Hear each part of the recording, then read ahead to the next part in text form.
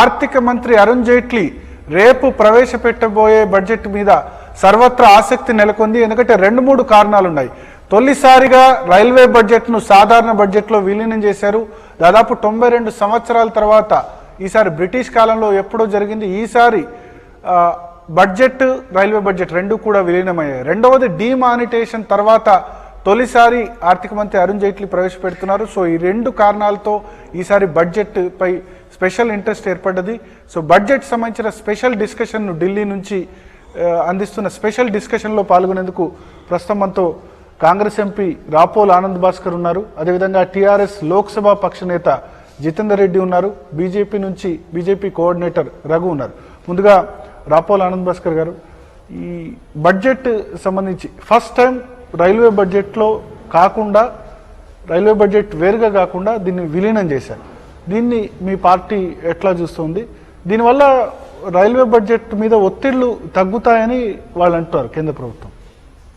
మిత్రమా భరత్, మీకు చర్చలో పాల్గొంటున్న పెద్దలు జితేందర్ రెడ్డి గారికి, సోదరులు రఘు గారికి, V6 ప్రేక్షకులందరికీ నా నమస్కారం. బడ్జెట్ సమావేశాలను వారిదైన ఎత్తుగడతో తేదీలు కాసింత ముందుకు జరిపి పని దినాలను కొంచెం కుదించడం ద్వారా ప్రజాస్వామిక ప్రక్రియని ఎంత కట్టడి చేస్తే అంత ఇష్టారాజ్యం కొనసాగుతుందో ఏమో అనేటువంటి ఎత్తుగడకు కేంద్ర ప్రభుత్వం అడుగులు వేసినట్టుగా కనిపిస్తున్న ఈ తరుణంలో వారు చేస్తున్న ప్రయత్నాల వల్ల భారతదేశ ప్రజానీకానికి ఇబ్బందులు కలగకుండా ఉండాలని, భారత ప్రజానీకం జీవన ప్రమాణం స్థిరంగా ఉండాలని, భారత ప్రజానీకం ఎదురుచూసేటువంటి బడ్జెట్ ప్రతిపాదనలోని వారి సంరక్షణ, భద్రత, న్యాయం వారికి దక్కే విధంగా వాతావరణం ఏర్పడాలనే ఆకాంక్షతో నేను ఈ చర్చలో పాల్గొంటున్నాను. ఈ రైల్వే బడ్జెట్ దాని మీద మీ పార్టీ ఒపీనియన్ సార్? బడ్జెట్ ప్రతిపాదనలు గత సంవత్సరపు అంచనాలను స్వీకరించడం ద్వారా, ఇంతవరకు జరిగిన పనులను నిగ్గు తేల్చడం ద్వారా మున్ముందు మనకు ఇంకా సాధించాల్సిన, విస్తరించాల్సిన, వాటిని సవరించుకోవాల్సినటువంటి అంచనాలని ముందు ప్రస్తావన చేసుకోవడం ద్వారా యంత్రాంగాన్ని, దాంతోపాటుగా లాభం పొందేటువంటి ప్రజా క్షేత్రాలని ప్రభావితం చేసేటువంటి కసరత్తు. సాధారణ బడ్జెట్టు, రైల్వే బడ్జెట్ రూపంలో మనం ఇంతకాలంగా పొందుతూ వచ్చి ఇప్పుడు కొంత పరిణామ దిశలో నూతన నేపథ్యం, ఆధునిక అవసరాలు, సమకాలీన పరిస్థితుల్లో బడ్జెట్ను మరింత విస్తారంగా మరిన్ని రంగాలని ప్రభావితం చేసే రీతిలో ప్రతిపాదనలు చేసుకోవాల్సిన అవసరం ఉంది అనేటువంటి అంచనాలో సాధారణ బడ్జెట్లోకి రైల్వే బడ్జెట్ను విలీనం చేయడం జరుగుతూ ఉంది. కానీ తొలిసారి జరగబోతున్న ప్రయత్నం కాబట్టి మాకు అందుతున్న సమాచారం ప్రకారం సాధారణ బడ్జెట్కు అదనపు ప్రతిగా రైల్వే బడ్జెట్ ప్రతిపత్తులను అందించబోతున్నట్టుగా తెలుస్తూ ఉంది. కేవలం 2 బడ్జెట్ ప్రసంగాలు, ఒక సాధారణ బడ్జెట్ ప్రసంగం, మరో రైల్వే బడ్జెట్ ప్రసంగం అనే 2 లాంఛనాలు ఉండవు. కానీ రెండింటిని కలగలిపి చూపే ప్రయత్నంలో 2 వేరువేరుగానే కనిపించబోతున్నట్టుగా అర్థం చేసుకుంటా ఉన్నాం. ఏది ఏమైనా ఒక పరిపాలనా సౌలభ్యాన్ని, అదేవిధంగా ఆర్థిక గణాంకాలను సమన్వయపరిచేటువంటి ప్రయత్నాన్ని మేము సానుకూల దృష్టితోనే చూసే ప్రయత్నం చేస్తాం. జితేందర్ రెడ్డి గారు, సార్ మీరు ఏ విధంగా చూస్తారు? టీఆర్ఎస్ పార్టీ తరఫున రైల్వే బడ్జెట్ అంటే ప్రతిసారి ఎంపీలు డిమాండ్ చేయడం, మాకు స్టాప్ కావాలి, మాకు రైలు కావాలి. సో దీనివల్ల ఇట్లా ఇబ్బంది జరుగుతుందని వేరే బడ్జెట్ ప్రవేశపెడుతున్నామంటారు. మీరు దీన్ని ఆహ్వానిస్తున్నారా, వ్యతిరేకిస్తున్నారా? ఒక కనోలియన్ సిస్టాన్ని ఇన్ని సంవత్సరాల నుంచి బ్రిటిష్ పరిపాలన నుంచి మనం ఆనవాయితీగా తీసుకుంటున్న ఈ సిస్టమ్ని తుదిముట్టించాలని చెప్పి నూతన పద్ధతిలో ఈసారి ఈ బడ్జెట్ను, రైల్వే బడ్జెట్ను కూడా మెయిన్ బడ్జెట్లో కలపడం జరిగింది.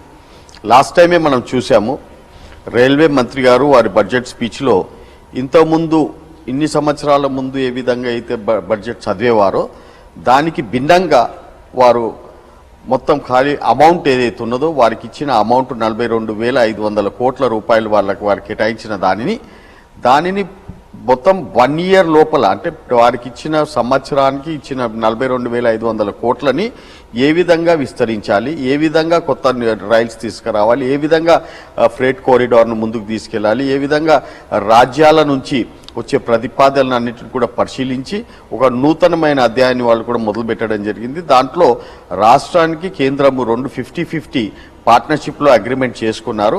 ఎక్కడన్నా ఏ రాజ్యానికైనా కానీ ఒకవేళ కొత్త రైళ్లు కావాలంటే 50% అమౌంట్ వాళ్ళు వెచ్చించాలి. దాని తర్వాత 50% అనేది సెంట్రల్ గవర్నమెంట్ రైళ్లు అనౌన్స్ చేయడం బడ్జెట్ లో ఆపేశారు లాస్ట్ టైం అదే అంటున్నాను. ఎందుకంటే ఇంతకు ముందు కూడా మనం చూసాము ఇది కొత్త రైళ్లు చేయడము, అనౌన్స్ చేయడము, చేసేదానిని ఇదంతా ఒక నడక నడిచేది.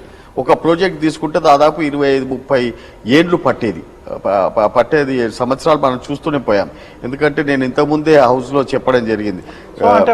మీరు దీన్ని సపోర్ట్ చేస్తున్నారా వ్యతిరేకిస్తున్నారా? నేను అంటే యాజ్ పర్ ద అడ్మినిస్ట్రేటివ్ వేగా వీళ్ళు ఏదైతే చూసుకుంటున్నారో దాన్ని నేను స్వాగతిస్తున్నాను.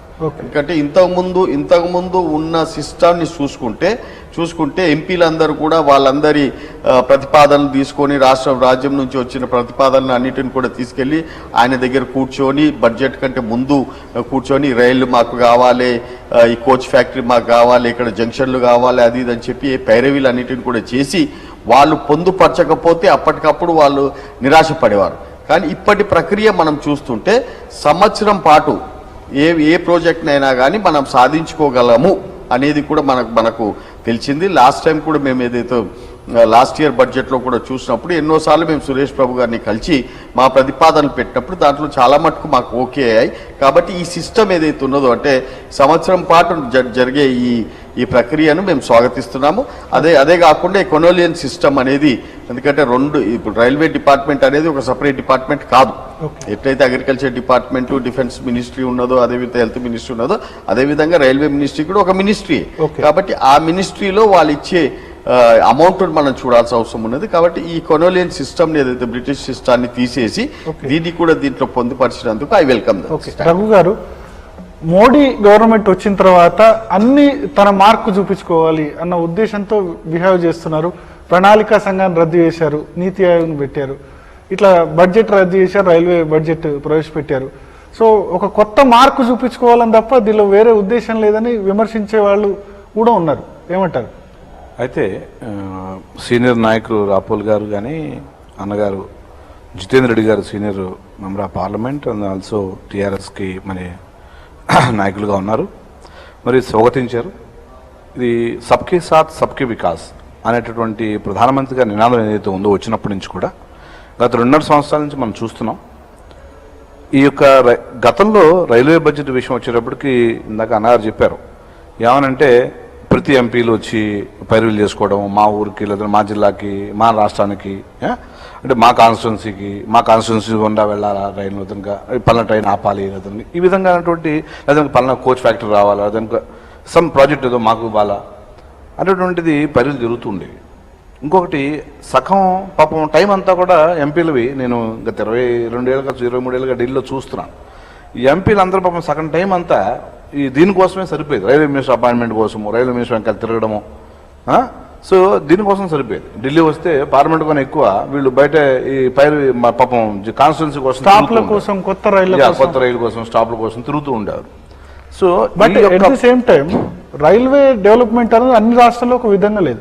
బీహార్, వెస్ట్ బెంగాల్ లో రైల్వే దానికోసం వస్తున్నాం, తెలంగాణ, ఆంధ్రప్రదేశ్ లో తక్కువ ఉంది. మనం అడిగితే తప్పేంది దానిలో? ఎగ్జాక్ట్ అలాగే కాదు. ఏమైందంటే ఎవరైతే రైల్వే మంత్రులు అవ్వారో చాలా ఏళ్ళుగా మనం చూస్తాం రాష్ట్రానికి తీసుకుపోవడం ప్రాజెక్టులు కానీ ఉద్యోగాలు కానీ ట్రైన్లు కానీ తీసుకుపోవడం జరిగింది. సో నరేంద్ర మోడీ గారు వచ్చిన తర్వాత ఏమంటారంటే ఏవైతే పాత ప్రాజెక్టులు ఏవైతే 20 ఏళ్ళ క్రితం 25 ఏళ్ళ క్రితం నుంచి ఆగిపోయిన ప్రాజెక్టులు ఉన్నాయో వాటిల్ని అంటే ఏదైతే ఇంపార్టెంట్ ప్రాజెక్ట్ ఉందో త్వరగా దాన్ని తీసుకుని కంప్లీట్ చేయాలి.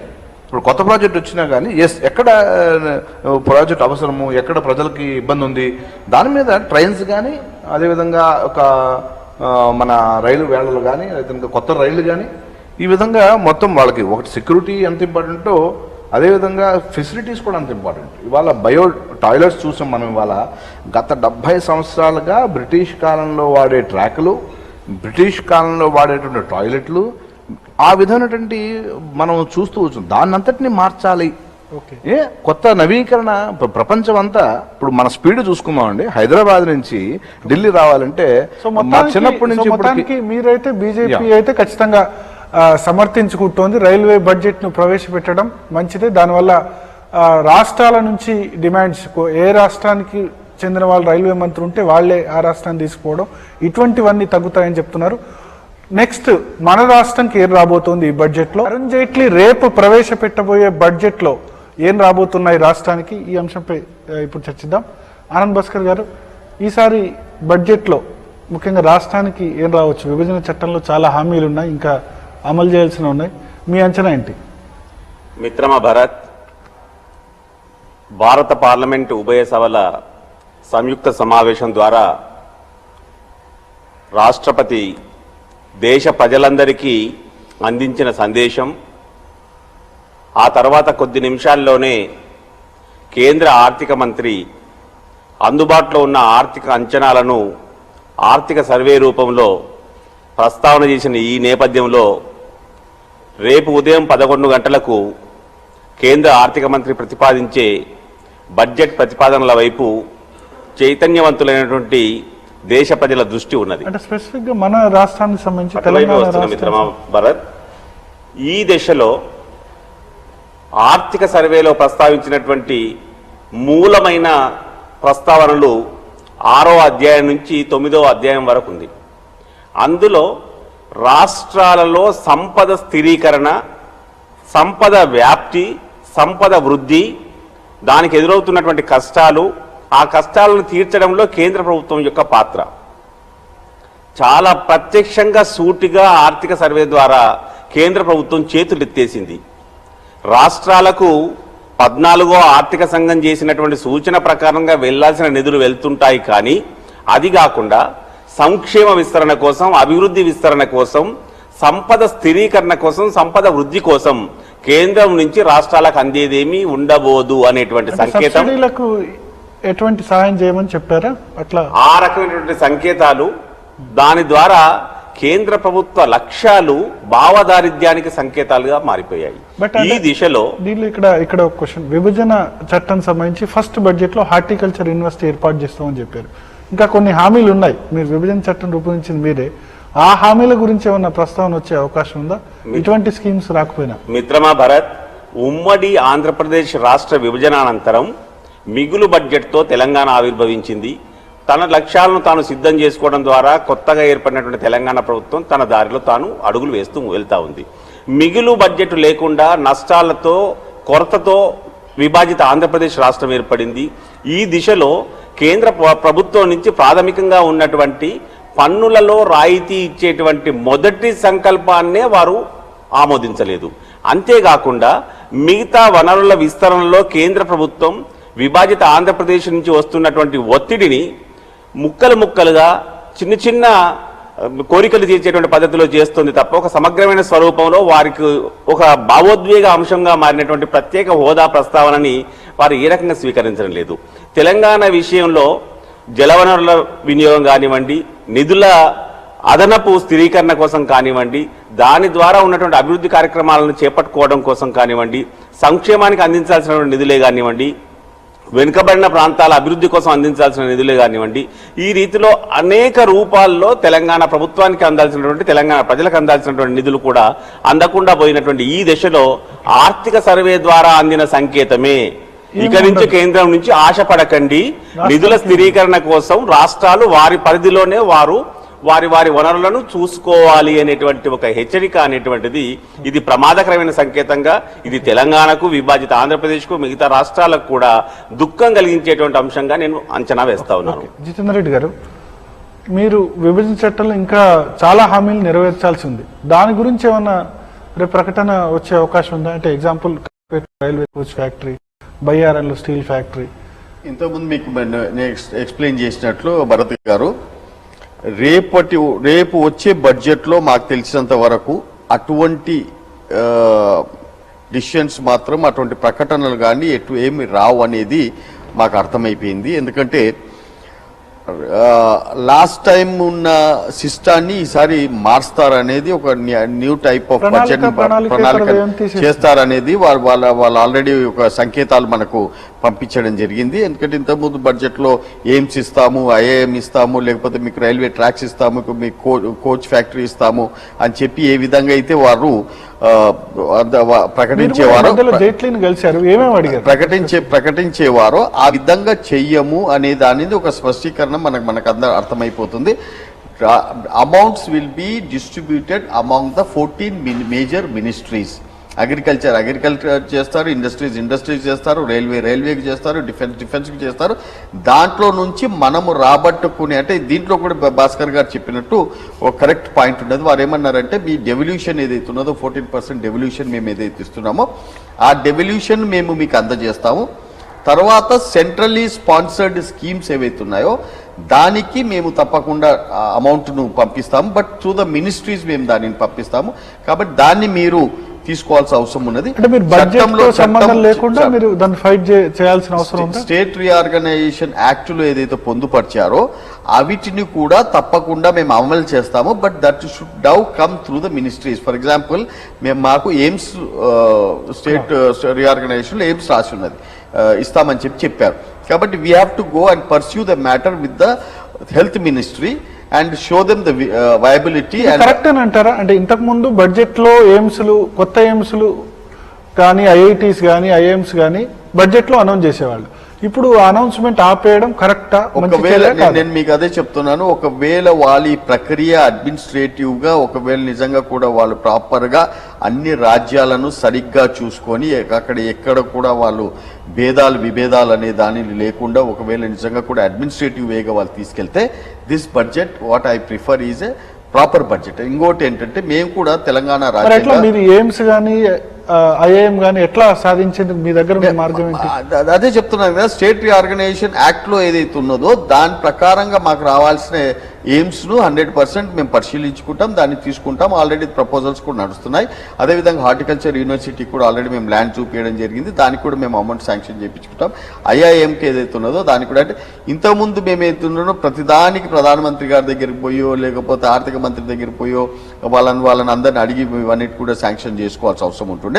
అట్లా కాకుండా ఇప్పుడు ప్రాపర్ మినిస్ట్రీల ద్వారా వీటి ప్రపోజల్ అన్నిటిని కూడా మేము శాంక్షన్ చేపించుకుంటామని చెప్పి నేను తెలియజేస్తాను. సో రేపు బడ్జెట్ లో ఎటువంటి ఆశలు పెట్టుకోవాల్సిన అవసరం లేదు, ఎటువంటి అనౌన్స్మెంట్ ఉండదని మీరు చాలా క్లియర్ గా లాస్ట్ టైమే మనకి ఇండికేషన్ దొరికింది. ఎప్పుడైతే రైల్వే బడ్జెట్ లాస్ట్ టైం చదివారో దాంట్లోనే ఓపెన్ గా చెప్పడం జరిగింది, ఇంత గంటలు చదివే బడ్జెట్ ను కుదించేసి అమౌంట్ మాత్రం ఏదైతుందో వాళ్ళు చదవడం జరిగింది. దాని ద్వారా మన తర్వాత రాజ్యాలన్నిటిని కూడా ఆ మినిస్ట్రీల ద్వారా పర్సువేట్ చేసుకోవాల్సిన అవసరం ఉందని చెప్పి తెలియజేస్తారు. ఆనంద్ భాస్కర్ గారు బ్రీఫ్ గా చెప్పండి సార్, ఇది కరెక్టేనా?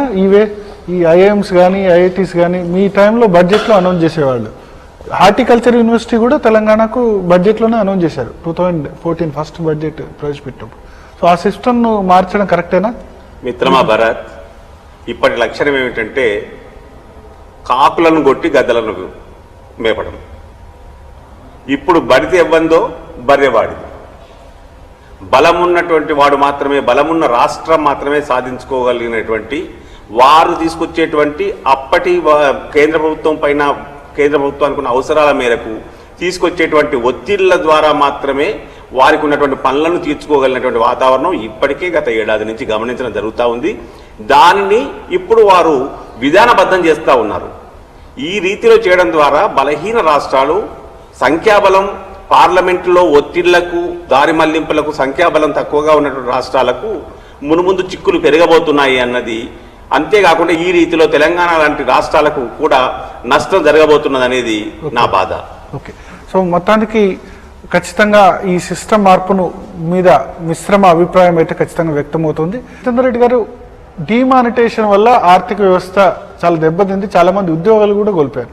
సో ఇప్పుడు ఈ బడ్జెట్, రేపటి బడ్జెట్ కీలకం. ఏం చేస్తే మళ్ళీ ఆర్థిక వ్యవస్థ పట్టాలకెక్కే అవకాశం ఉంది? మీ సజెషన్స్ ఏంటి టీఆర్ఎస్ పార్టీ తరఫున? ఇవాళ జైట్లీ గారు ఏదైతే పార్లమెంట్ లోక్సభ పార్లమెంట్లో రాజ్యసభలో ఎకనామిక్ సర్వేను వాళ్ళు టేబుల్ చేశారో దాంట్లోనే స్పష్టంగా మనకు తెలిసింది ఏంటంటే 7.1గా ఉన్న జీడిపి కుప్పగూలి దాదాపు 6కి వచ్చింది. 6.5 ఆల్మోస్ట్ 6 అంటే 6కి వచ్చింది. దానిని మేకప్ చేసి దానిని 6.25 6.5 అని చెప్పడం జరుగుతుంది.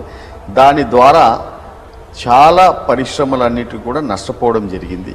చాలా బిజినెస్లు కిందికి రావడం జరిగింది. స్మాల్ స్కేల్ ఇండస్ట్రీస్ ఏవైతే ఉన్నాయో చాలా మటుకు మూతపడ్డాయి అని చెప్పి దాంట్లోనే చెప్పడం జరిగింది. రియల్ ఎస్టేట్ రంగం కూడా జితేందర్ రెడ్డి గారు రెండు రంగాలు, ఒకటి రియల్ ఎస్టేట్, రెండోది వాహన రంగం, ఈ రెండు రంగాలు రికవర్ కావాలంటే ఏం చేయాలి? దాంట్లోనే వాళ్ళు ఆల్రెడీ పొందుపరిచారు. దాదాపు 2 సంవత్సరాలు పైన పడుతుంది. 2 సంవత్సరాల ఆఫ్టర్ ఏప్రిల్ నుంచి మళ్ళా ట్రాన్సాక్షన్స్, క్యాష్ ట్రాన్సాక్షన్స్ అన్నిటిని కూడా యథావిధిగా అయిన తర్వాత జరుగుతుంది అని చెప్పి కూడా దాంట్లో చెప్పడం జరుగుతుంది. బట్ హవెవర్ డిమానిటైజేషన్ అనే దానికి అది పెద్ద మనకు ఒక పెద్ద దెబ్బ అని దేశవ్యాప్తంగా ప్రజలకందరికీ కూడా తెలిసి రావడం జరిగింది. దీని ద్వారా ముఖ్యంగా బీద ప్రజలు అనే వాళ్ళందరికీ కూడా ఉద్యోగాలు అవన్నింటికి కూడా లేని పరిస్థితిలో వాళ్ళందరూ కూడా ఉన్నారు. కానీ తెలంగాణ రాజ్యంలో కేసీఆర్ గారి ఏబుల్ అడ్మినిస్ట్రేషన్లో వారు చేస్తున్న నాయకత్వానికి మనం చూస్తే ఇవాళ ఈ నవంబర్ 8 నుంచి డిసెంబర్ వరకు కూడా ఒకవేళ మనం పరిగణలోకి తీసుకున్నా కానీ దాదాపు 21% గ్రోత్ మనకు కనపడుతున్నది. తెలంగాణలో మాక్సిమం గా ఏ విధంగా దాన్ని చూడాలనో, ఏ విధంగా మన ఆర్థిక పరిస్థితి ప్లానింగ్ చేయాలనో ఆ విధంగా ప్లానింగ్లు కూడా చేయడం జరిగింది. కాబట్టి ఈ ఆర్థిక విధానాన్ని అదే కాకుండా ఈవెన్ సెంట్రల్ విధించిన ఈ డిమానిటైజేషన్ కూడా కంట్రోల్ చేసుకుంటూ ఆ విధంగా మనం డిజిటలైజేషన్ కూడా రేపటి బడ్జెట్ లో మనం చూడాల్సింది ఒకటి ఇంతకుముందు ఉన్నట్లు బడ్జెట్లో అన్ప్లాన్డ్ అండ్ ప్లాన్డ్ బడ్జెట్ అని ఉండేది. కానీ ఈసారి దాన్ని కూడా తీసేసి క్యాపిటల్ అండ్ ఎక్స్పెండిచర్ అనే పద్ధతిలో వాళ్ళు ఈ బడ్జెట్ ప్రవేశపెట్టబోతున్నారట. పోయినసారి 17 లక్షల కోట్ల రూపాయలతోటి మనం బడ్జెట్ పెట్టుకున్నాం. అంటే రిసీట్స్ మనకు దాదాపు 17 లక్షల కోట్ల రూపాయలు వచ్చాయి. ఈ డిమానిటైజేషన్ తోటి అంత రిసీట్స్ వచ్చాయా, రాలేదా, లేకపోతే అంకెల గారడా, ఏ విధంగా ఈ అమౌంట్ను అనే దానిని దేశానికి ప్రజెంటేషన్ చేస్తారనేది చూడాల్సిన అవసరం ఉన్నది. ఆ అమౌంట్ను కూడా ఏ విధంగా మినిస్ట్రీలకు అన్నింటిని కూడా డిస్బర్స్మెంట్ చేస్తామనే దానిని మనం చూడాల్సిన అవసరం ఉన్నది. అంతేకాకుండా ఈ ప్రజలకు సోషల్ వెల్ఫేర్ ఏ సెక్టార్స్ కు ప్రయారిటీ ఇవ్వాలి రేపటి బడ్జెట్ లో ఒకవేళ ఫస్ట్ నంబర్ 1 సోషల్ వెల్ఫేర్ కి ఇవ్వాల్సిన అవసరం ఉంది, నంబర్ 2 హెల్త్ కి ఇవ్వాల్సిన అవసరం ఉన్నది, నంబర్ 3 ఏదైతుందో ఎడ్యుకేషన్ కి ఇవ్వాల్సిన అవసరం ఉన్నది, హెల్త్ కి ఇవ్వాల్సిన అవసరం ఉన్నది. తర్వాత ముఖ్యంగా మన మీద ఇదున్న ఇంపార్టెంట్ గా మన బార్డర్ మీద మనకి చేస్తున్న ప్రాబ్లమ్స్ కానీ రేపు పొద్దున మనం చూస్తున్న వ్యూస్ దాని ప్రకారంగా కూడా డిఫెన్స్ కూడా ఒక పెద్దపీట వేయాల్సిన అవసరం ఉన్నది. ఎందుకంటే నేను స్టాండింగ్ కమిటీ ఆఫ్ డిఫెన్స్ లో ఉన్నాను కాబట్టి ఆ రక్షణ కేంద్రం నాకు దాంట్లో అవగాహన ఉంది కాబట్టి దానికి కూడా ఒక పెద్దపీట వేయాల్సిన అవసరం ఉన్నది. కాబట్టి నేను అనేది ఇప్పుడు ఈ డిమానిటైజేషన్ ఎఫెక్ట్ అయిన తర్వాత వీళ్ళు ఏదైతే బడ్జెట్ను కూడా ముందుకు తీసుకొచ్చారో, ఇంతకుముందు లాగా ఫిబ్రవరి 28కి ఇవ్వకుండా ఫిబ్రవరి 1కి పెట్టారో, దాని ద్వారా మనకు వచ్చిన ఇన్కమ్ ఎంత, ఆ ఇన్కమ్ ద్వారా ప్రాపర్గా ఇన్కమ్ వచ్చిందా, ఆ ఇన్కమ్ని ఏ విధంగా డిస్ట్రిబ్యూట్ చేస్తారు, ఆ డిస్ట్రిబ్యూషన్స్లో కూడా ఏ దానికి ఏ మినిస్ట్రీకి ఎక్కువ ఇస్తారనే దాన్ని వేచి చూడాల్సిన అవసరం ఉంది. రఘు గారు ఎట్లా చూస్తారు రేపటి బడ్జెట్లో ఏం ఉండబోతుంది, ఏ సెక్టార్కు ప్రియారిటీ ఉండబోతుంది, డిమానిటేషన్ వల్ల సఫర్ అయ్యే సెక్టార్స్ వాటిని రికవర్ చేసేందుకు ఎటువంటి చర్యలు తీసుకోబోతున్నారు? డిమానిటైజేషన్ వల్ల తాత్కాలికంగా ఒడిదుడుకులు అంటే ఉన్నమాట వాస్తవమైనప్పుడు కూడా ఇది లాంగ్ టర్మ్లో ఖచ్చితంగా ఇప్పుడు ప్రపంచ దేశాల్లో మనం ఏ దేశంతో కంపేర్ బట్ మన్మోహన్ లాంటి ఆర్థికవేత్త తాత్కాలికంగా ఉంది, ఇప్పుడు చూసింది చాలా తక్కువ, ఇంకా వరస్ట్ సిచ్యువేషన్ ఉండబోతుంది అంటారు. దానికి చెప్తున్నా, ఎందుకంటే ప్రపంచంలో అనేక దేశాల్లో ఇవాళ వడ్డీ రేట్లు చాలా తక్కువగా ఉన్నాయి, మన దేశంలో చాలా ఎక్కువ ఉన్నాయి. ఖచ్చితంగా బ్యాంక్ వడ్డీ రేట్లు అవి ఖచ్చితంగా తగ్గుతాయి, ప్రజలకి అందుబాటులో మీకు వడ్డీ రేటు వస్తుంది. అదేవిధంగా రియల్ ఎస్టేట్, ఇవాళ రియల్ ఎస్టేట్ బాగోలేదు అంటున్నారు, కానీ రియల్ ఎస్టేట్ ఖచ్చితంగా రియల్ ఎస్టేట్ చాలా బాగుంటుంది వచ్చే రోజుల్లో. ఎందుకంటే బట్ ఇప్పుడు చాలా కన్స్ట్రక్షన్ యాక్టివిటీస్ ఆగిపోయినాయి, దానివల్ల లేబర్ సఫర్ అవుతున్నారు. జితేందర్ రెడ్డి గారి జిల్లాలోనే, పాలమూరు జిల్లాలో చాలా మంది వలస కూలీలు ఇబ్బంది పడుతున్నారు. తాత్కాలికమే అంటానండి. ఎందుకంటే రాబోయే రోజులు ఖచ్చితంగా ప్రభుత్వం కూడా 2020కి అందరికీ ఇళ్ళు అనేటటువంటి నరేంద్ర మోడీ గారి సంకల్పం ఉన్నది. దానికోసం కూడా ఈవెన్ ప్రైవేట్లో ప్రభుత్వం నుంచి కూడా అనేక ఇళ్ళు చాలా మన చీప్గా మనకు FDAs వస్తాయి, దాంట్లోకి ప్రభుత్వ మనకి దానిలోకి ఖచ్చితంగా. అండ్ అగ్రికల్చర్కి సెక్టార్కి లాస్ట్ ఇయర్ మీరు కంపేర్ చేస్తే ఈ సంవత్సరానికి అగ్రికల్చర్ సెక్టర్ బాగా మీకు వృద్ధిలోకి వచ్చింది ఈ సంవత్సరం. అంటే వర్షాలు బాగా పడ్డాయి, ఖచ్చితంగా వర్షాలు పడ్డాయి. అండ్ ఇంకొకటి యూరియా, మన ఏదైతే యూరియా ధరలు, కాంప్లెక్స్ ధరలు తగ్గాయి, మనకి రైతులకి అందుబాటులో ఉన్నాయి. అండ్ ఈ నామ్ ఏదైతే ప్రభుత్వం ప్రవేశపెట్టిందో కొత్తగా దేశవ్యాప్తంగా ఒకటే మార్కెటింగ్ విధానాన్ని, అది కూడా ఊపందుకుంటుంది. ఇప్పటికీ దానిలో 500 పైచలకు మార్కెట్లు దాంట్లోకి చేరటం జరిగింది. అగ్రికల్చర్ ప్రయారిటీ ఉంటుంది ఖచ్చితంగా. అదే మ్యానుఫ్యాక్చరింగ్ సెక్టర్ కూడా, ఇవాళ మ్యానుఫ్యాక్చరింగ్ సెక్టర్ చూస్తే ఈ గత ఒడిదుడుకు ఉంది ఎఫెక్ట్ అయింది ఖచ్చితంగా. సో దానికి ఖచ్చితంగా వచ్చే రోజులన్నీ కూడా ఈ యొక్క డబ్బు ఏదైతే ఉన్నదో ఈ నల్లధనం తగ్గడం మూలంగా ప్రజలకి అందుబాటులోకి, అంటే ప్రభుత్వానికి డబ్బు అందుబాటులోకి వస్తుంది ఖచ్చితంగా. దానివల్ల స్థిరాస్తి నియంత్రణ అభివృద్ధి జరుగుతుంది ఖచ్చితంగా. ఏదైతే చట్టం, బినామీ లావాదేవీల చట్టం కూడా అమలైతే ఖచ్చితంగా ఈ యొక్క మీకు ఫారిన్ డైరెక్ట్ ఇన్వెస్ట్మెంట్ ఈ రంగంలోకి, రియల్ ఎస్టేట్ రంగంలోకి రాబోతుంది. అదేవిధంగా మీకు ఇన్ఫ్రాస్ట్రక్చర్ ప్రాజెక్టులు ఊపందుకుంటాయి, రైల్వే లైన్స్ కానివ్వండి, లేదా కొత్తగా ఈ ఎకనామిక్ జోన్స్ కానివ్వండి. అదేవిధంగా మన దేశవ్యాప్తంగా మీ ఉద్దేశంలో అగ్రికల్చర్, ఇన్ఫ్రాస్ట్రక్చర్ పోర్ట్స్ అనుసంధానం చేస్తూ రైల్వేలు అదేవిధంగా ప్రయారిటైజేషన్ లో ఉంటాయి. అంటే ఇన్ఫ్రాస్ట్రక్చర్ రోడ్స్ 73,000 కిలోమీటర్ల రోడ్లు వేసింది ఈ ప్రభుత్వం 2.5 సంవత్సరాలు. సో గతంలో పెండింగ్ లో ఉన్నటువంటి నేషనల్ హైవే రోడ్స్ ప్రాజెక్ట్స్ కానీ ఒక్కసారి 13 కిలోమీటర్లు ఇవాళ రోడ్డు. ఆనంద్ భాస్కర్ గారి ఒపీనియన్ తెలుసుకుందాం. ఆనంద్ భాస్కర్ గారు, ఏం ఇబ్బంది ఉండదు డిమానిటేషన్ వల్ల, ఇన్ఫ్రాస్ట్రక్చర్ తర్వాత వీటి మీద కాన్సన్ట్రేట్ చేయడం వల్ల, తర్వాత హౌసింగ్ ఫర్ ఆల్ 2022 వరకు ప్రతి పేదవాడికి ఒక ఇల్లు ఉండాలి, దీనివల్ల ఖచ్చితంగా మళ్ళీ ఊపందుకుంటాయని చెప్తున్నారు. మిత్రమా భరత్, భారత ఆర్థిక వ్యవస్థ పైన నగదు రద్దు అణ్వస్త్ర ప్రయోగం, ఆ విధ్వంసం అంతా ఇంత అని అంచనా వేయడానికి వీలుగానంత పూర్తి హిరోషిమాలాగా దాదాపు 50-60 ఎఫెక్ట్ ఉంటుందా? అంతటి సుదీర్ఘమైనటువంటి అస్తవ్యస్త పరిస్థితిని తీసుకొచ్చినటువంటి ఈ దశలో నేను ఒక్క విషయాన్ని, దారి మళ్లింపు కాదు కానీ ఒక్క విషయాన్ని చెప్తాను. రాష్ట్రపతి ప్రసంగం ఉభయ సభలను ఉద్దేశించి పార్లమెంట్లో జరుగుతున్న సమయంలో ప్రధానమంత్రి పక్కన కేంద్ర ఆర్థిక మంత్రి కూర్చొని ఉన్నారు, మిగతా వాళ్ళందరూ చూస్తూనే ఉన్నారు.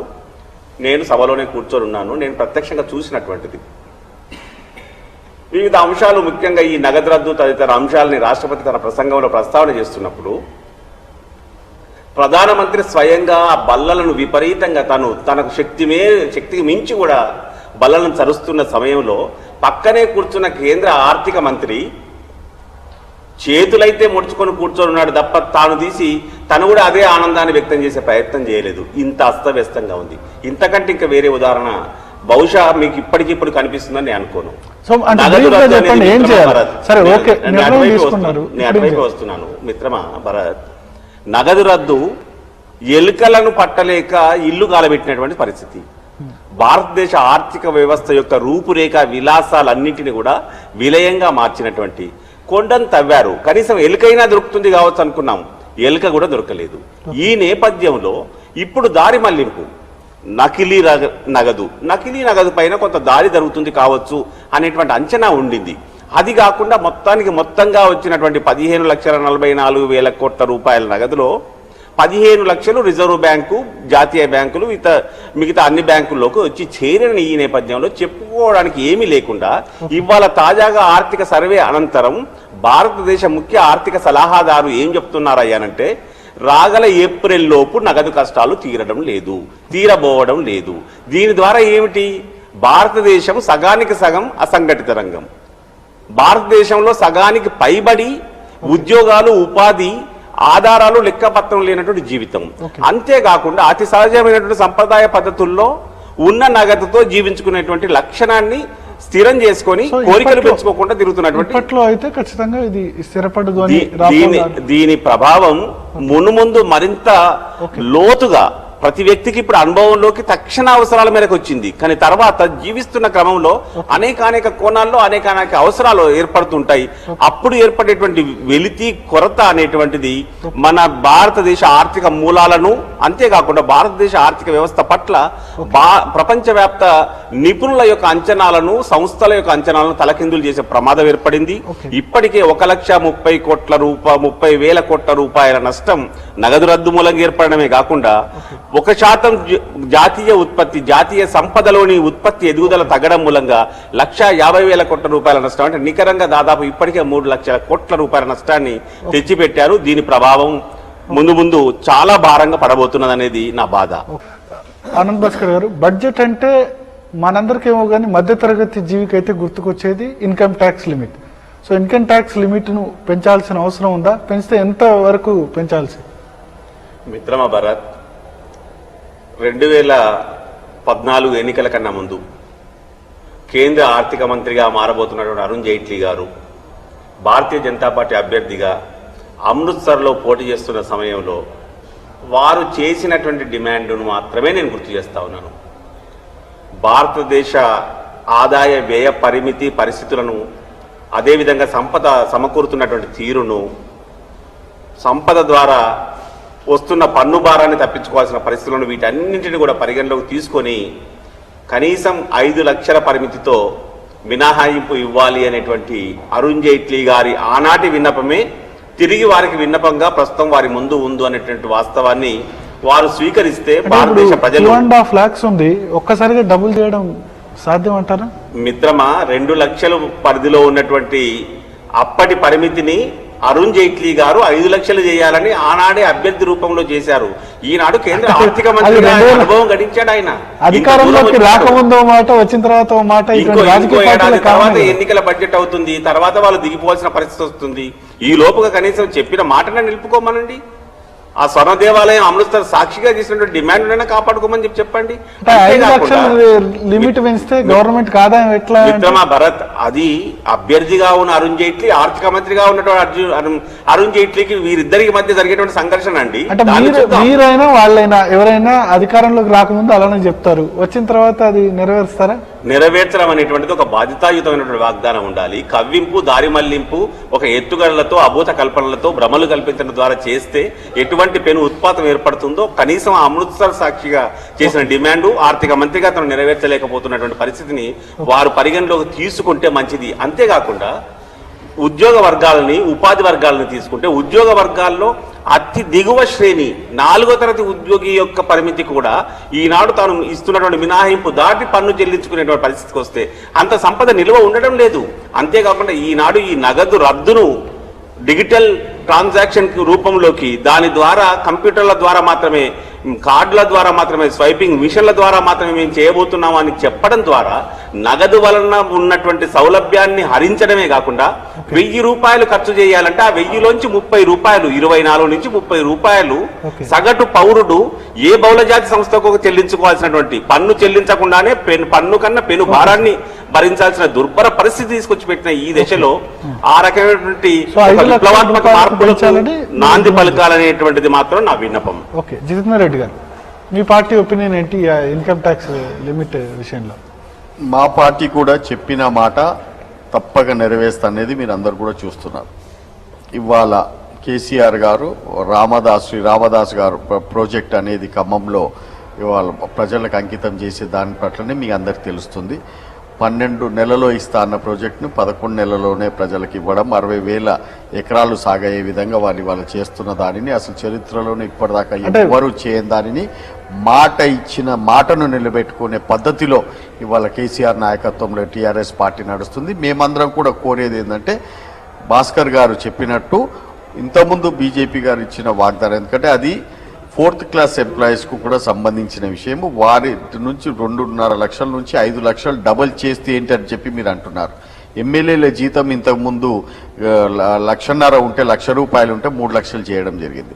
రేపు రాబోయే ప్రపోజల్స్లో కూడా ఎంపీ శాలరీస్ కూడా ఏదైతుందో 1,09,000 ఉన్న దానిని 2,18,000 చేస్తా అంటున్నారు. అన్నప్పుడు ఇటువంటి తరుణంలో వాళ్లకు కూడా డబులింగ్ చేసి వాళ్లకు కూడా దీంట్లో 5 lakhs ఇచ్చి వాళ్ళని కూడా ఆదుకోవడంలో తప్పు లేదని చెప్పి నేను తెలియజేస్తున్నా. ఎందుకంటే ఓకే, ఆ డబ్బు ఎవరిదైనా కానీ ఏమైనా కానీ డిమానిటైజేషన్ ద్వారా బ్లాక్ మనీ వస్తుంది, టెర్రరిస్ట్ మనీ వస్తుంది, ఫేక్ మనీ వస్తుంది అని చెప్పి ఆశించి చేసి ప్రజలు దాచిపెట్టుకున్న అమౌంట్, వాళ్ళ భద్రత కోసం పెట్టుకున్న ఆ డబ్బును ఇవాళ బ్యాంక్స్లోకి తీసుకొచ్చేసుకొని 15 లక్షల కోట్ల రూపాయలు ఇవాళ బ్యాంకులో ఉన్న తరుణంలో దానినన్నా కానీ అట్లా వచ్చిన డబ్బునన్నిటిని కూడా చూస్తూ ఆశిస్తూ ప్రజలు ప్రభుత్వం చెప్పిన మాటను నమ్మి ఇవాళ వాళ్ళందరూ కూడా అవన్నీ చేసినందుకు దానికి ఒక బహుమానంగానైనా కానీ మినిమం 5 lakhs అయితే నేనైతే అనుకునేది 10 లక్షలు ఇస్తే బాగుండేది అని. కానీ భాస్కర్ గారు 5 లక్షలు అంటున్నారు. చూద్దాం, అట్లీస్ట్ స్టార్ట్కి వెళ్ళి 5 lakhs ఇచ్చినా కానీ బాగుంటుందని చెప్పి నేను అనుకుంటున్నాను. రావు గారు, ప్రతిపక్షాల డిమాండ్లు మీరు చూశారు కదా. ఇప్పుడు గత ఎన్ని సంవత్సరాలుగా కాంగ్రెస్ పార్టీ ప్రభుత్వాలు దేశంలో నడిచినాయి, అంటే 60 సంవత్సరాల పైన. బట్ మనం ఇక్కడ వాళ్ళు చెప్పింది ఒక ఫ్యాక్టర్ ఏమంటే, ఇప్పుడు స్టేట్ లో పిఆర్సీ ఇచ్చారు, సెంట్రల్ లో పిఆర్సీ ఇచ్చారు. ఇవాళ రేపు 4th class ఎంప్లాయీ కూడా, ఒక అటెండర్ కూడా ఇన్కమ్ ట్యాక్స్ కట్టాల్సి వస్తుంది. అటువంటి సిచ్యువేషన్ ఉండడం కరెక్టా? నేనేం చెప్తానంటే, దేశవ్యాప్తంగా 125 కోట్ల మంది జనాభా ఉన్న భారతదేశంలో ఇప్పటికీ ట్యాక్స్ చట్టంలోకి వచ్చేది కేవలము 3,70,00,000 మంది మాత్రమే. అంటే ట్యాక్స్ చట్టంలోకి ఎక్కువ మంది వస్తున్నారు, వాళ్ళని మీరు పట్టుకోలేకపోతున్నారు. మీరు కేవలం సాలరీడ్ పర్సన్స్ దగ్గరే ట్యాక్స్ వసూలు చేస్తారు. ఇన్ని సంవత్సరాలు చేసినటువంటి తప్పులు ఏవైతే ఉన్నాయో ప్రభుత్వాలు, దాన్ని అధిగమించాలనే ఉద్దేశంతోనే ప్రభుత్వం ఎవరైతే ట్యాక్స్ చట్టంలో లేరో వాళ్ళందరినీ లాగడం కోసమే తీసుకురండి. అంటే ట్యాక్స్ కట్టాల్సినంత ఆదాయం ఉండి కూడా ట్యాక్స్ చాలా మంది కట్టట్లేదు, కానీ మీరేంది కట్టిన వాళ్ళని ఎక్కువ బాపుతున్నారు. ఖచ్చితంగా ఎవరైతే అదే ఈ ప్రభుత్వం యొక్క లక్ష్యం ఏంటంటే ఉద్యోగుల్ని లేదా చిన్న చిన్న మీరు చెప్పినట్టుగా 4వ తరగతి ఎంప్లాయీస్ ని వీళ్ళు టార్గెటే కాదు ప్రభుత్వానికి. ఖచ్చితంగా అది ప్రభుత్వానికి ఖచ్చితంగా ఏదైతే ట్యాక్స్లు ఎగ్గొట్టిన వాళ్ళు ఎవరైతే ఉన్నారో వాళ్ళని చట్టంలోకి తీసుకురావాలని ప్రథమ కర్తవ్యంగా ఉంటుంది. ఇప్పుడు ఇవాళ 4 లక్షలు కనుక పెంచితే, ఇప్పుడు ఇన్కమ్ ట్యాక్స్ దీన్ని ఇప్పుడు 2.5 లక్షలు ఉంది, 50,000 పెంచింది లాస్ట్ ఇయర్ మోడీ ప్రభుత్వం. 4 లక్షలు పెంచితే ప్రభుత్వానికి 1,60,000 కోట్ల రూపాయల భారం పడుతుంది, ట్యాక్స్లు పోతాయి ప్రభుత్వానికి. సో అయినప్పటికీ కూడా ప్రభుత్వము ఇప్పుడున్నటువంటి ట్యాక్స్ సిస్టాన్ని మార్చాలనుకుంటుంది. ఖచ్చితంగా కామన్ మ్యాన్కి, సాధారణ దేశ పౌరుడికి ఇబ్బంది కలగకుండా ఎవరైతే కొత్తగా దీనిలోకి చట్టంలోకి రావాలో వాళ్ళని ఖచ్చితంగా తీసుకురావాలనే ఉద్దేశంతో ప్రభుత్వం పనిచేస్తోంది. అంటే ఖచ్చితంగా ప్రజలు ఆశించినట్టుగానే ప్రజలకు వెలుసుబాటు కలుగుతుంది. ట్యాక్స్ టెర్రరిజం కూడా మంచిది కాదు కదా. సర్వీస్ ట్యాక్స్ పెంచారు మీరు వచ్చిన తర్వాత, జిఎస్టీ తీసుకొస్తే ఇంకా సర్వీస్ ట్యాక్స్ 18% రాబోతుంది. అదే జిఎస్టీ వచ్చిన తర్వాత ట్యాక్స్ యొక్క ప్రాబ్లం చాలా తీరుతాయి. ఎందుకంటే కామన్ అందరికీ, మెజారిటీ ప్రజలందరికీ కూడా ప్రజలందరికీ ట్యాక్స్ మొత్తము సమూలంగా మార్పులు జరగబోతుంది. కాబట్టి జిఎస్టీ వల్ల ప్రజలకు మేలు జరగబోతుంది. సో అంచేత ఈ యొక్క ట్యాక్స్ విషయంలో ప్రజలకు మేలు జరిగే విధంగానే ప్రభుత్వ నిర్ణయం ఉంటుందని నేను అనుకుంటున్నాను. సో అంటే పెంచుతారా? ఖచ్చితంగా పెంచుతారు. 2,50,000 పెంచినా కూడా ప్రభుత్వానికి 60,000 కోట్ల రూపాయలు ట్యాక్స్ పోతుంది. ప్రభుత్వం సిద్ధంగా ఉంది అని చేయడం. సో చివరిగా ఫైనల్ గా మీరు అందరు బ్రీఫ్ గా 30 seconds లో చెప్పండి, బడ్జెట్ లో మీరు ఈ బడ్జెట్ ను ఏ విధంగా చూస్తున్నారు? అల్టిమేట్ గా ఇదే బడ్జెట్ గా చెప్తారు. ఖచ్చితంగా ప్రజల కామన్ మ్యాన్ బడ్జెట్ ఇది. ఎందుకంటే సబ్కే సాత్ సబ్కే వికాస్ అనే నినాదం ఏదైతే ఉందో, అందరి కోసం ప్రభుత్వం, నరేంద్ర మోడీ ప్రభుత్వం సబ్కే సాత్ సబ్కే వికాస్ నినాదంతో ప్రజలందరికీ ఇది ఉపయోగపడే బడ్జెట్ గా ఉంటుంది. ఓకే, జితేంద్ర రెడ్డి గారు. నేను అప్పుడే ఊహించను అంటే బడ్జెట్ ఏ విధంగా ఉండాలి? బడ్జెట్ అనేది ఎప్పుడైనా కానీ ప్రజలకు మేలయ్యే విధంగా ఉండాలి, ప్రజలకు లాభదాయకంగా ఉండాలి. కానీ రేపు రాబోయే ఈ బడ్జెట్ ఏ విధంగా ఉంటుంది? ఎందుకంటే ఎన్నో చేంజెస్ ఉన్నాయి. అసలు ఫస్ట్ డేట్సే చేంజ్ అయ్యాయి. 28 ఫిబ్రవరికి రావాల్సింది 1 ఫిబ్రవరికి వచ్చింది. దీనిని ఏ విధంగా చేస్తున్నారు, ఏమి ఎక్స్పెరిమెంట్ చేస్తున్నారు? ఇంతకుముందు చేసిన ఎక్స్పెరిమెంట్స్ మాత్రం ఇప్పటికి ఫెయిల్ అయ్యాయి. కాబట్టి ఈ ఎక్స్పెరిమెంట్ కూడా పాస్ అవుతుందా, ఫెయిల్ అవుతుందా రేపు చూసిన తర్వాత చెప్పగలుగుతాం. ఓకే, ఆనంద్ భాస్కర్ గారు. మిత్రమా భరత్, పేరు గొప్ప ఊరు దిబ్బ పరిస్థితుల్లో కొనసాగుతున్న ఈ పాలన రేపటికి రేపు ఏదో మార్పును విప్లవాన్ని తీసుకురాబోతుంది అనేటువంటి భ్రమ దేశ ప్రజలకు లేదు. అంతేకాకుండా నినాదాలుగా మాత్రమే పరిమితం అవుతున్నటువంటి ఈ దశలో కాలం దగ్గర పడుతుంది. ఇప్పుడైనా ఒళ్ళు దగ్గర పెట్టుకుని పరిపాలన సాగిస్తే, దానికి అనుగుణమైనటువంటి ఆర్థిక సానుకూలత కలిగిస్తే మిమ్మల్ని దేశ ప్రజలు కాస్త మర్యాదగా చూడగలుగుతారు. ఇది మాత్రమే నేను చేసే విన్నపం. Okay, thank you Anand Bhaskar గారు, జితేందర్ రెడ్డి గారు, రఘు గారు. మొత్తానికి అరుణ్ జైట్లీ రేపు ప్రవేశపెట్టబోయే బడ్జెట్ మీద చాలా అంచనాలు ఉన్నాయి. ముఖ్యంగా మధ్య తరగతి వాళ్ళైతే కోరుకుంటున్నారు ఖచ్చితంగా ఇన్కమ్ ట్యాక్స్ లిమిట్ అయితే పెంచాలి అని చాలా మంది కోరుకుంటున్నారు. ఎందుకంటే సామాన్య ప్రజలకు ఇంతకంటే మించి బడ్జెట్ గురించి వాళ్ళు ఆశించేది వేరే ఉండదు. కాబట్టి రేపు అరుణ్ జైట్లీ ట్యాక్స్ లిమిట్ పెంచుతారా లేదా అన్నది చూడాల్సి ఉంది. ఇది ఇవాల్టి 7 PM discussion. Stay tune to V6.